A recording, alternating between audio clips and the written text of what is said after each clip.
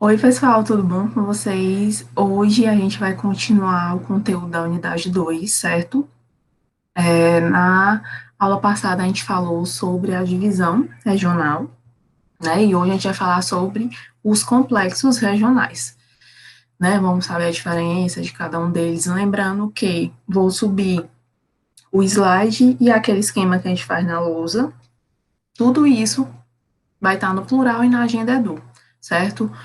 Hoje, né, eu vou passar só um TD para vocês, por conta que nessas páginas que tem o complexo regional não tem atividades, você já resolverá atividades das divisões regionais, e eu já corrigi e mandei para vocês, né, deu feedback. Então, vou passar um TD bem simples, simples, para vocês fazerem em casa, certo?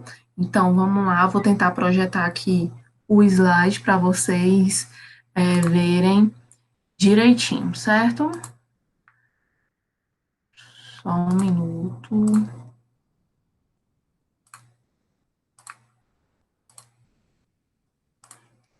Aqui.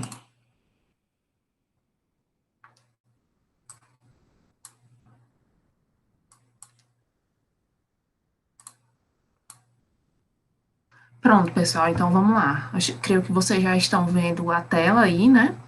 A tela do slide, da projeção, certo? Então, vamos aqui. Então, como eu já tinha falado, a gente vai falar sobre as unidades, né, dos complexos regionais, né? O que são, professora, os complexos regionais? Os complexos regionais, eles são diferentes da divisão regional estipulada pelo IBGE. É importante vocês lembrarem disso.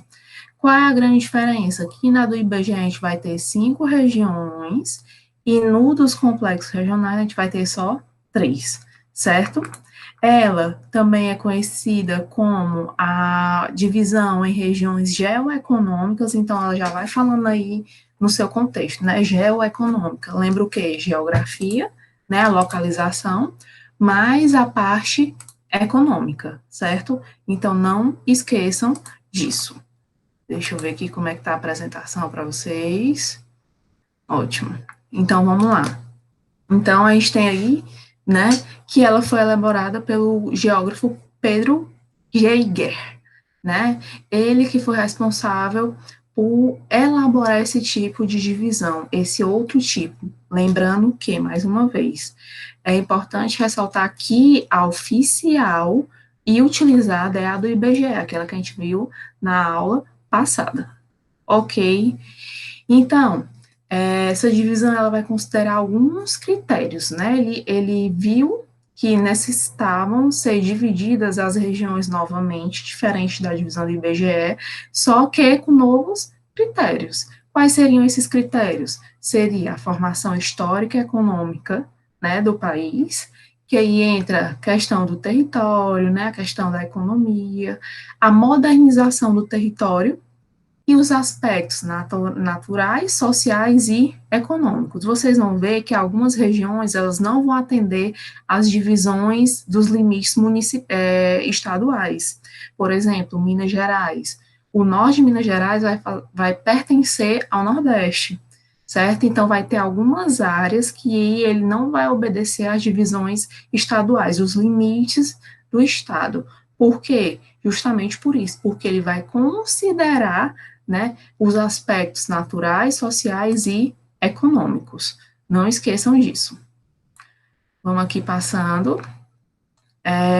As regiões, ela vai ser dividida em três. A gente vai ter a região Nordeste, Centro-Sul e a Amazônia, né? E como eu já havia falado, a gente vai ter um estado, ele pode estar, né? O seu território, ele pode estar em mais de uma região.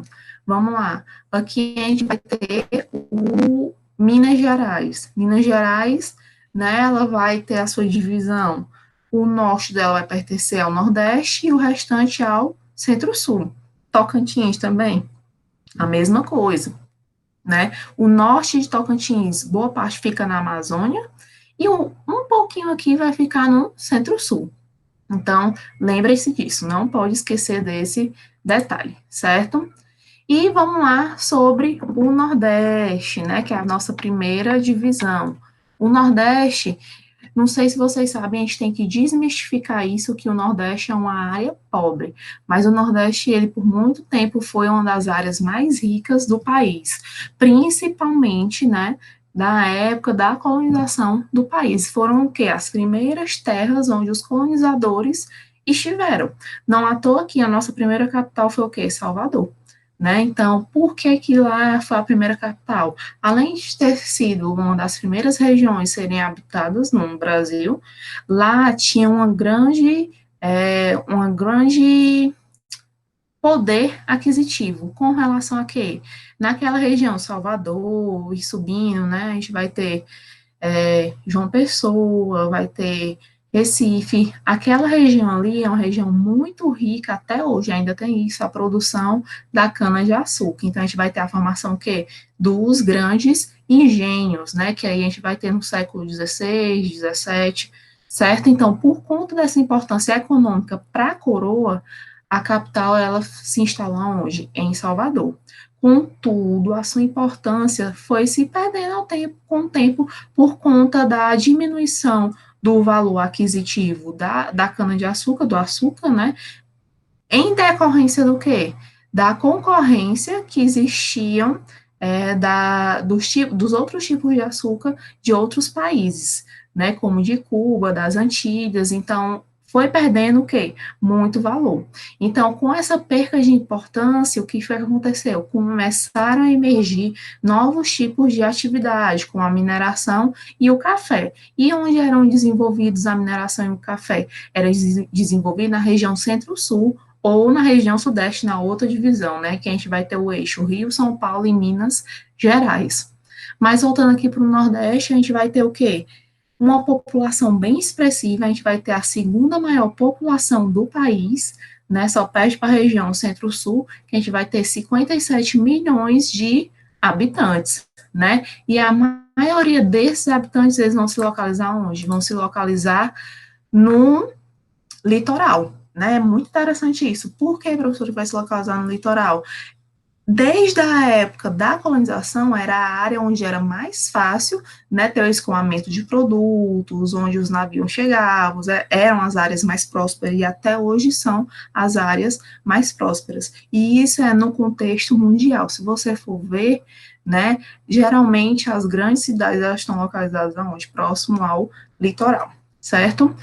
Com relação ao clima, a gente vai ter um clima semiárido, né, o que é o clima semiárido? É um clima caracterizado por poucas chuvas, o clima é extremamente quente, né, a gente vai ter longos períodos de estiagem, que são os períodos de seca ou da falta de chuva, e isso vai prejudicar o quê? Vai prejudicar a economia. Na década de 50 e 60, a gente vai ter um grande processo de migração da população do Nordeste para a região Centro-Sul, né, para a região onde principalmente São Paulo, Rio de Janeiro, em busca de melhores condições de vida, em decorrência das grandes secas, né, e por falta de oportunidade de emprego.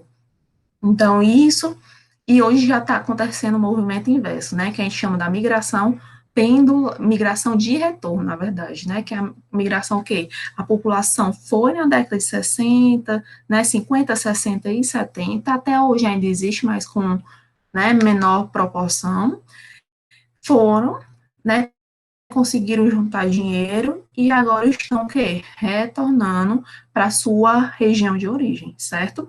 Então, a gente vai chamar isso de imigração de retorno. Na região Nordeste, a gente vai ter esses problemas econômicos, principalmente por conta da concentração de riquezas, né? A falta de políticas públicas. Ah, professora, então isso significa que poucas pessoas têm muito dinheiro, enquanto muitas pessoas têm pouco dinheiro. Exato. Então, assim, muito dinheiro está concentrado na mão de poucas pessoas. E isso é um problema que é muito evidente, principalmente nas regiões mais interioranas.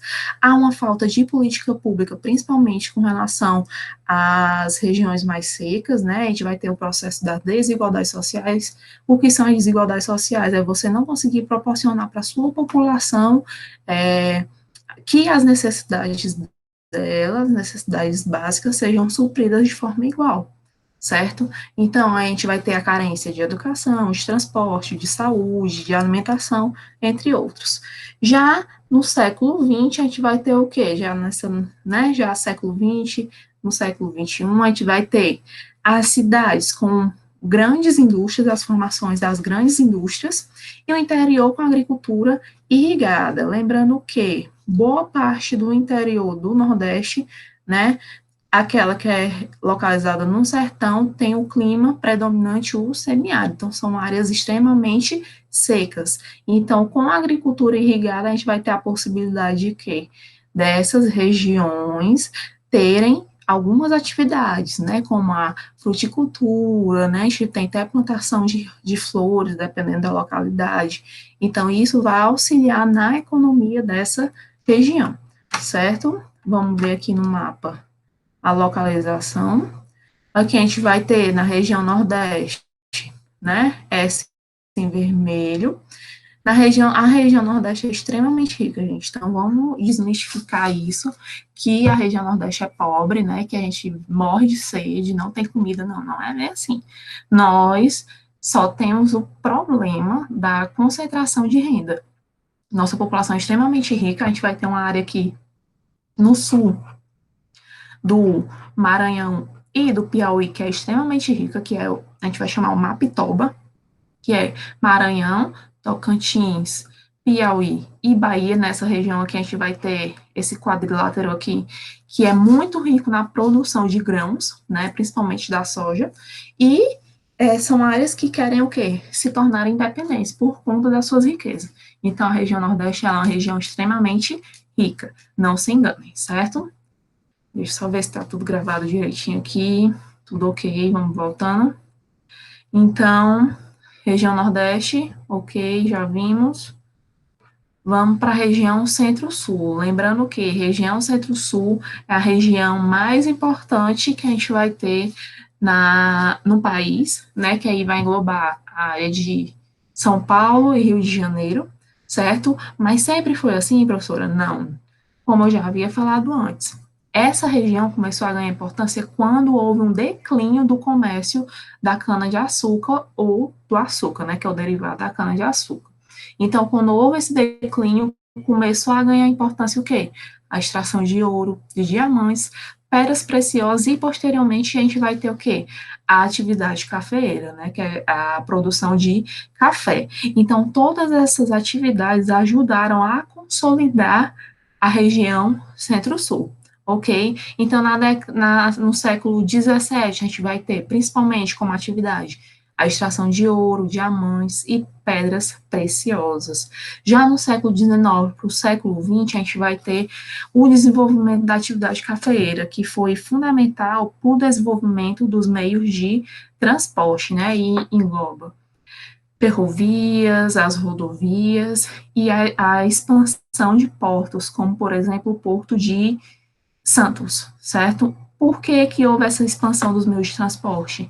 A produção de café era imensa, era gigantesca. Então, precisava escoar esse café para algum lugar, né? E de alguma forma.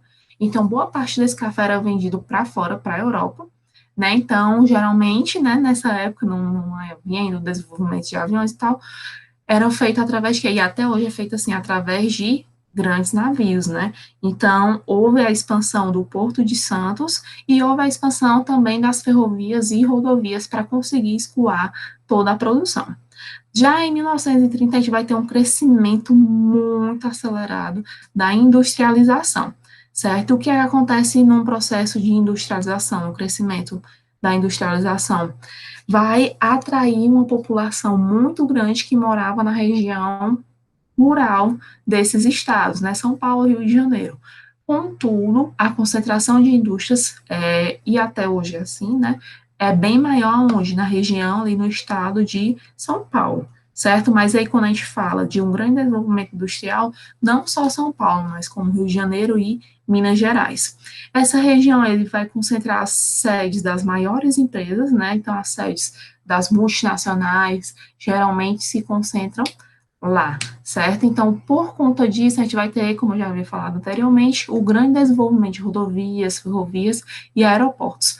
Faz uma ressalva para as ferrovias, porque as ferrovias, elas deveriam ser um pouco mais desenvolvidas, por serem um meio de transporte limpo, né, e consideravelmente mais barato e mais seguro. Só que no Brasil a gente não tem uma tradição tão grande de utilizar, né, as ferrovias como meio de transporte. Só na década no século XIX e XX que a gente tinha, né, o maior costume de dar uma manutenção nessa rede ferroviária. Hoje em dia, geralmente, não tanto, certo?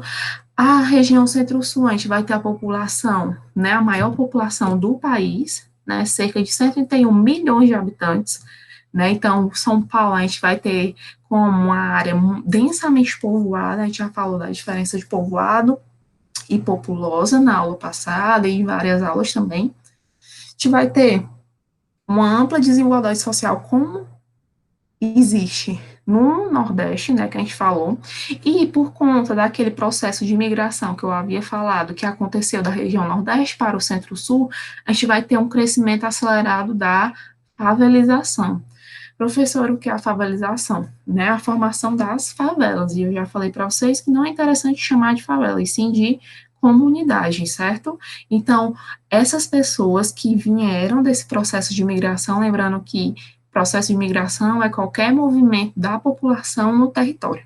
Então, quando houve essa migração, né, da região Nordeste para a região Centro-Sul, eles não tinham onde se instalar, né, não tinham condições de pagar uma moradia digna num bairro, né, bem favorecido, não existia isso. Então, eles começaram a se instalar nas áreas periféricas, né, que geralmente são áreas o quê? Áreas de risco. Então, começou a formação o quê? Da favelização, das favelas, das comunidades. São áreas que geralmente não têm saneamento básico, não têm acesso ao direito de transporte, saúde e educação.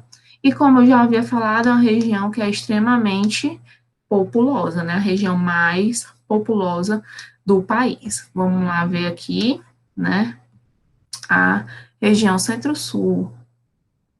A região Centro-Sul é essa aqui em bege, né? Então, aqui, como eu tinha falado, né, Minas Gerais, a gente vai ter uma partezinha dela que vai fazer parte do Nordeste. Por quê, professora? Porque aqui, o norte de Minas Gerais tem características do semiárido. Lembrando que o semiárido é típico da onde? Do Nordeste, certo? Uma coisa sobre o Nordeste que é uma curiosidade, voltando, é no Nordeste que a gente vai ter um único bioma totalmente brasileiro, que a gente vai ter o que? A Caatinga. Então, nessa região aqui do norte, de Minas Gerais, a gente vai encontrar a Caatinga, que é tipo do semiárido, certo? Por isso que ela vai fazer parte do Nordeste. Assim como aqui o sul de Tocantins também, né? Vai fazer parte aqui do Centro-Sul, certo? Isso é por conta das características econômicas, sociais e ambientais. Vamos lá para a última, né? A última região, que é a região da Amazônia, né? A amazônica, né? A Amazônia, certo? A região Amazônia, ela vai adentrar em... Quando a gente fala de Amazônia, a gente lembra logo da floresta amazônica, né?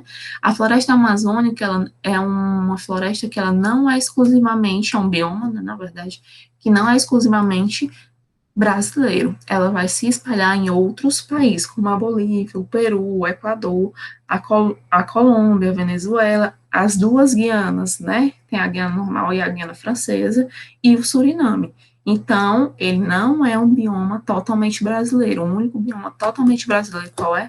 É a Caatinga, certo? Não esqueçam disso. Então, essa região ela vai ser caracterizada principalmente pela exploração dos produtos das florestas, né?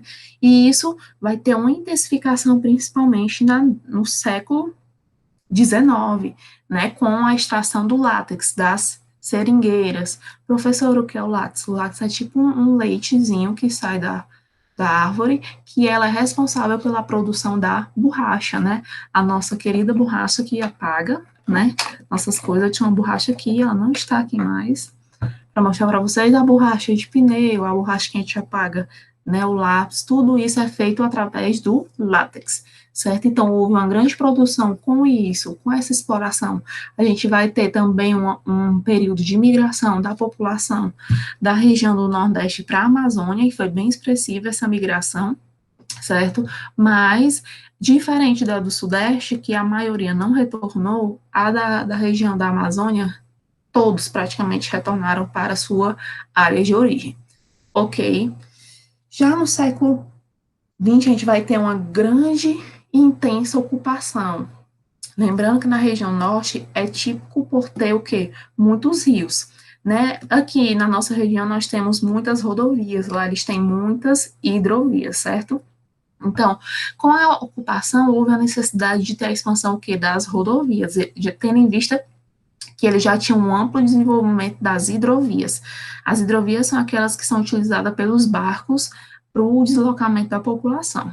Houve também a expansão intensa, principalmente da agropecuária, né, que a gente já falou, que é a agricultura e a pecuária, e da mineração. A mineração é um problema porque havia os jazidos, né? E isso causou inúmeros problemas ambientais, que muitos deles são considerados irreversíveis, certo? Mas aí muitas vezes a gente tem o estigma de que a região da Amazônia é uma região que só tem floresta, só tem mato, né? Só tem rio. Não, gente, é uma área também extremamente desenvolvida com relação à tecnologia. Ah, professora, mas por que com tecnologia?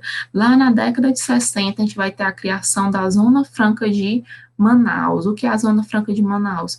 A Zona Franca de Manaus é uma região que é um polo industrial no qual várias empresas, Samsung, né, LG, se instalaram, né, por incentivo do governo do estado, através de isenção de impostos por um longo período de tempo, para formar um polo industrial naquela região. Né? Então, a gente vai ter a formada Zona Franca de Manaus. Né? Então, muitos desses produtos que a gente tem em casa, como TV, geladeira, fogão, são produzidos lá. Então, a gente vai ter esse polo, né, que desenvolve muita tecnologia. Então, a gente tem que desmistificar essa ideia que na região a população não tem acesso à tecnologia. Tem sim, e muita, certo? Continuando, a gente vai ter um intenso desmatamento, né, principalmente por conta da extração da madeira, da agropecuária, da mineração, como a gente tinha falado, e deixo uma ressalva aqui para essa última, que são as represas, né, o que acontece com as represas? As represas são responsáveis pela formação das hidrelétricas, que as hidrelétricas hoje no Brasil é a maior produtora e fornecedora de energia para o Brasil, né? Então, a gente vai ter a maior usina totalmente brasileira, que é Belo Monte, que ela foi construída lá na região da Amazônia, né, no Rio Xingu. Então, ela foi feita através do represamento, né, da formação de uma represa do Rio Xingu. O que é a formação de uma represa, professora? É quando você tem um rio de grande densidade, né, de grande volume de água, onde vai escoar muita água, e você vai barrar o escoamento dessa água, para que se torne um grande lago. Com essa formação do grande lago, a gente vai ter vários impactos ambientais, como, por exemplo, né, a destruição de fauna e da flora, né, da vegetação e dos animais. A gente vai ter a necessidade da retirada da população daquela região, como aconteceu, né, que a região mais próxima é de Altamira, algumas localidades tiveram que ser remanejadas para outras. Então, todos esses problemas são causados através da construção de represas, né, para a geração, né, e a criação das hidrelétricas. A professora Mais Belo Monte não é a maior represa a maior hidrelétrica do país. É totalmente brasileira. Quando eu falo que é totalmente brasileira, certo? Porque a gente vai ter a usina de Itaipu, mas a usina de Itaipu ela não é totalmente brasileira. Ela é uma concessão do Brasil com o Paraguai. Ela é uma binacional, certo? Então, Belo Monte, ela vai ser uma hidrelétrica totalmente brasileira. E nessa região, a gente vai ter a região menos densa, né, menos populosa de todo o país, né, apesar de que, quando vocês olham no mapa, é uma região muito grande, visivelmente em território, só que a densidade populacional lá é muito baixa. A gente vai ter só 17 milhões de habitantes, diferente da região Centro-Sul, que são 131 milhões de habitantes, né, gente? Então, a comparação aí, ó, gritante, né? Então, é a região menos populosa e menos povoada de todo o país. Aí, porém, contudo, todavia, nessa região a gente vai ter a maior concentração indígena do país, certo? É onde vai se concentrar a maior quantidade de tribos, por exemplo, do país. E é onde ainda é muito bem preservada a cultura indígena, certo? E vou mostrar aqui para vocês, né, a região Nordeste, ou região da Amazônia, né, como eu já tinha falado, a região aparentemente ela é enorme, né, os estados são maiores, só que ressalta-se que é a região com menor quantidade da população e menos povoada, certo? E, por último, vou deixar a atividade da página 34 para vocês, é pequenininha ela, é só a 4 que tem nela, que é embaixo, logo abaixo do mapa, certo? De complexos regionais. É bem pequenininha, vou até ler para vocês. Ó, compare o mapa acima com o mapa da página 32. Né, o mapa da página 32 é justamente o mapa das divisões regionais de acordo com o IBGE.